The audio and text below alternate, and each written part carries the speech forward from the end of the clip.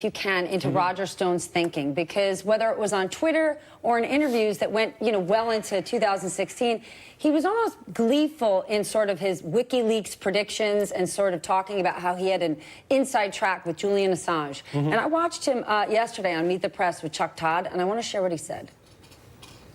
I had no advance notice of the content, source, or the exact disclosure time of the WikiLeaks disclosures. Assange went on CNN in June and said he had a treasure trove of material on Hillary. I did have a source who told me that Assange really had what he said he would have and that it would be delivered in October.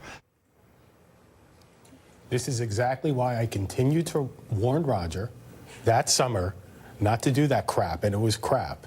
And it wasn't true. What was crap? I don't understand. For him to start going around pretending that he had some insight, foreknowledge, or any connection to WikiLeaks. So you think he was BSing back in 2016? That's what. Correct. Look. We're performance artists. This is a game, and he's going. This is not a game. It's for the election. He was going around saying the United States presidential election is not a game, sir.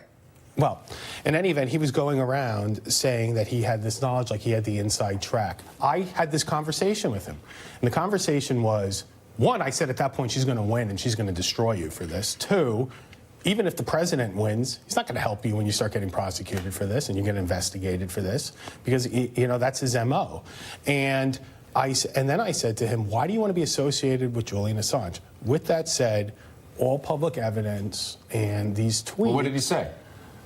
Good question. It's a good question. And you know what he said to me? He said, well, I don't believe that the Russians gave Assange the stuff. And I said to him, here's what I said to him. I do believe they did, by the way. And I said to him, that's fine. Why don't you go argue with 19 intelligence agencies? Go argue with them. Have fun. And this is what happened. And I don't blame Robert Mueller for looking into this, but I do think in the end, he'll see, and this is a legitimate lead for them to look into.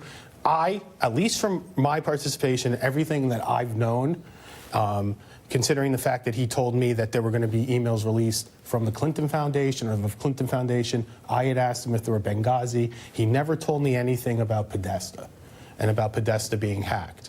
So that's it. If you've heard Assange, who, and by the way, is not a good source, he's even complained that Stone was doing this.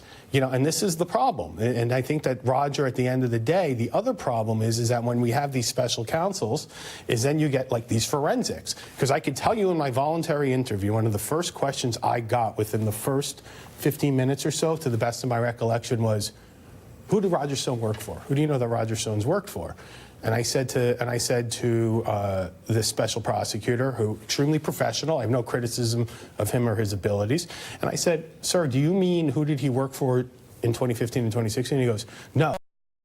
History of knowing Roger, and I'm paraphrasing here, by the way. Meaning like who is he getting paid by? Meaning like since 2010. And I didn't understand why that would be relevant to this investigation. But of course it's relevant to the investigation. You always want to understand what someone's motivated by and who pays them. Well, I don't think that it was, for instance, that they should have some forensic like this into their financials. If they were just looking into, what I told him was, I've never seen or heard him working for Russians. So that was, or working for anybody like Manafort, or by the way, Tony Podesta worked for. Okay, then we'll leave it there. I just want to make sure I understand. You understand why, given what Roger Stone has said before, you understand why Mueller would be interested in asking him questions, but at the end of the day, you think Roger will be found to be a guy who's full of baloney, but no wrongdoing. On this, yes, I would say he's full of baloney. He may not like me saying that. He may attack me again, but that's the best thing he has going for him here, is that I think he was full of, I won't say the word, when he started talking. Baloney. Thank you very much, Daniel, Sam, Ken. We're going to leave it there. Secretary of State Mike Pompeo reveals U.S. demand